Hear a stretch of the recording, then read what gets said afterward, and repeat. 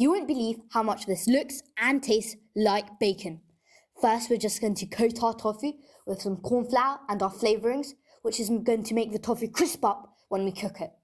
Then, for our marinade, we've got some soy sauce and some maple syrup, just to bring out those colours and give it that umami sweet taste.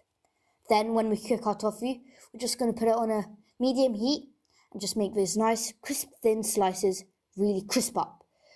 This should take around 5 minutes, and press down on the tofu just to get some nice brown spots. Salad, nothing too fancy here, just going to chop up some tomatoes, and we've already got our lettuce, which is just going to give that a nice juiciness to the sandwich. Okay, now we're going to assemble it with some mayo, add our lettuce, get some nicer bread than my brown loaf, but as you can see, it's really starting to come together now. Okay, now we're just going to slap that on, cut it up, and it looks truly divine.